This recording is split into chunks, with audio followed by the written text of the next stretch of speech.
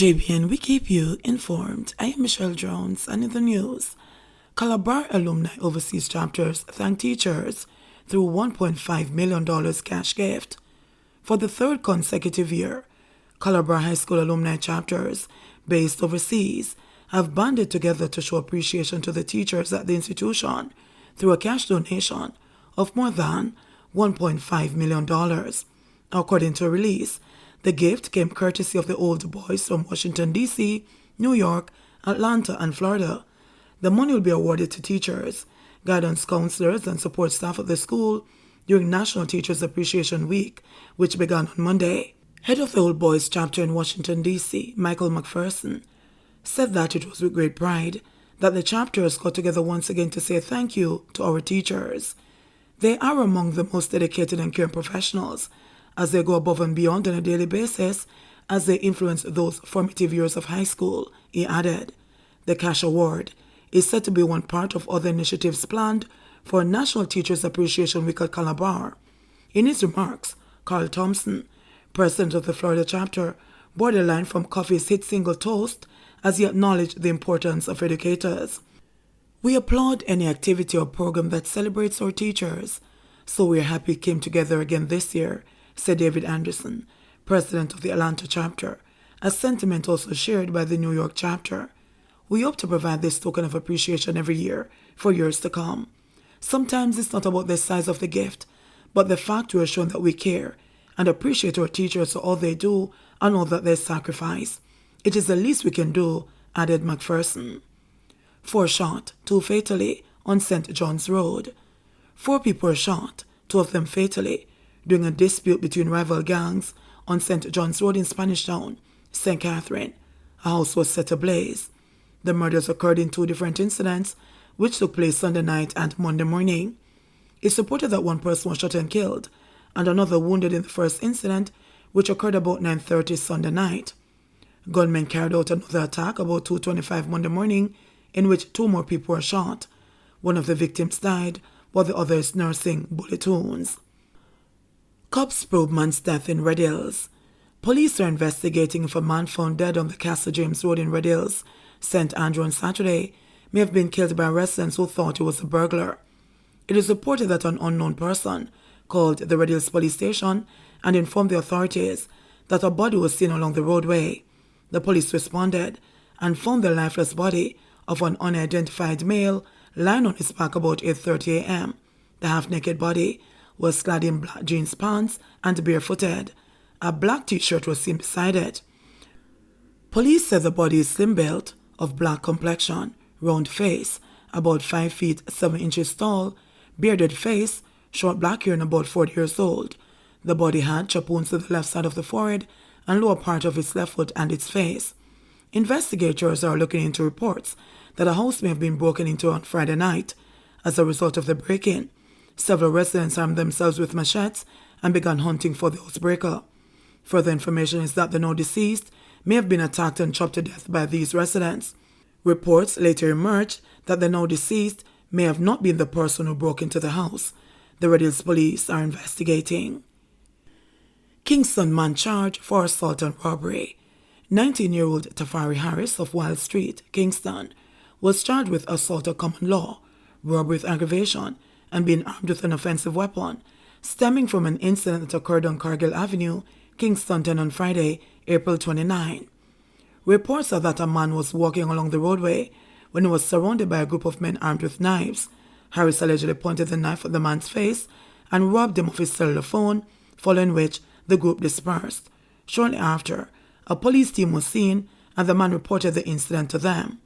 The men were pursued and Harris was seen walking along Halfway Tree Road. He was accosted, searched, and the man's cellular phone and the knife found. He was subsequently charged. Harris's court date is being finalized. 19-year-old charged with murder. A 19-year-old male was charged with murder and illegal possession of firearm following the killing of 40-year-old Fitzroy Coburn on East Queen Street, Kingston on Wednesday, April 13. The accused has been identified as Troy Riley of Rum Lane, Kingston. Reports from the Central Police are that about 11:05 a.m., Coburn was sitting on the roadway when he was pounced upon by a lone gunman who opened gunfire, hitting him. Coburn was pronounced dead at hospital. Investigations led to Riley's arrest. He was interviewed in the presence of his attorney on Friday, April 29, and subsequently charged. His court date is being finalized. Landlord charged after gun seized in St. Thomas. 36-year-old Ricardo Francis, otherwise called Landlord, a truck driver for 11 miles in Pool Bay, St. Thomas, was charged in connection with an illegal firearm and 10 rounds of ammunition that were seized during an operation in his community on Thursday, April 28. Reports from the Dallas police were that about 6:30 a.m., lawmen in the area, when a premises occupied by Francis was searched and the gun and ammunition found inside a speaker box that was in his possession. He was subsequently taken into custody and later charged with illegal possession of firearm and ammunition. His court date is being arranged. Driver in custody following deadly crash along Holland Bamboo Avenue. The driver of the Suzuki Swift, which was involved in Sunday's fatal crash along Holland Bamboo Avenue in St. Elizabeth, has been taken into custody and charged with causing death by dangerous driving. Charge is Carol Biggs. About 12:50 Sunday afternoon, a Suzuki Swift was transporting a family from Portmore to a funeral in Westmoreland when the driver reportedly attempted to overtake a line of vehicles. It's reported that he lost control of the car, which slammed into a BMW which was parked at a restaurant. The impact pushed the BMW into the path of a Toyota Axio with 3 persons aboard, but they were not hurt. The 4 passengers of the Suzuki Swift, including 2 girls, ages 7 and 13, received injuries and were taken to hospital, where 70-year-old Pauline Haven of Portmore, St. Catherine, was pronounced dead, and the others admitted for treatment. The 7-year-old and her mother are said to be in serious condition. It's believed that speeding and a poor road surface caused the crash. Biggs is scheduled to appear in the St. Elizabeth Parish Court in Santa Cruz on June 13. Almost 140 people have been killed in road crashes in Jamaica since the start of the year. Protests by transport operators in Portland leaves dozens stranded. Taxi and minibus operators this morning blocked the main thoroughfare, leading from Boston to Port Antonio in Portland to protest over poor road conditions. The action by the operators left dozens of commuters, including students, stranded. The protesters used downed trees and other debris to block the road. A spokesperson for the area transport operators, Calvin Brown, who spoke via phone, said that the situation is unbearable. He said this has been made worse by the ongoing roadworks being undertaken on the Portland leg of the Southern Coastal Highway project. Brown argued that for several months, drivers have been forced to use a 40-kilometer stretch of roadway which has been dug up by workmen. He said the wear and tear on vehicles are taking a toll on the pockets of operators. It takes us closer to us to drive from Port Antonio to get into Manchonil, which previously, even with the bad roads, was like 30-minute stops, Brown said.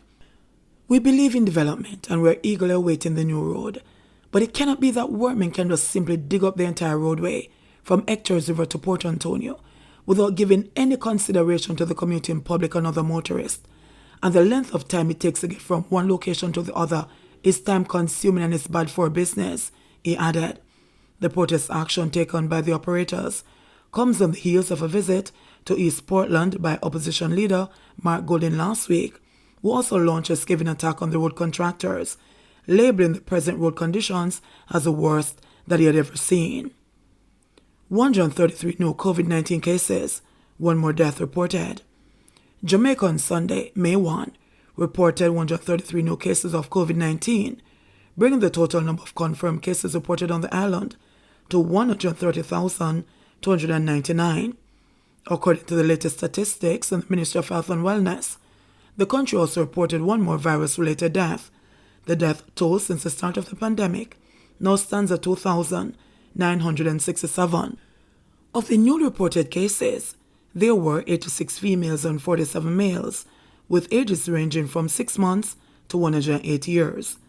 The cases were recorded in Clarendon 1, Portland 1, St. Catherine 13, Kingston and St. Andrew 28, St. Elizabeth 1, St. James 24, St. Mary 3, Hanover 6, St. Thomas 2, Trelawney 7, Westmoreland 16, Manchester 6, and St. Anne 25.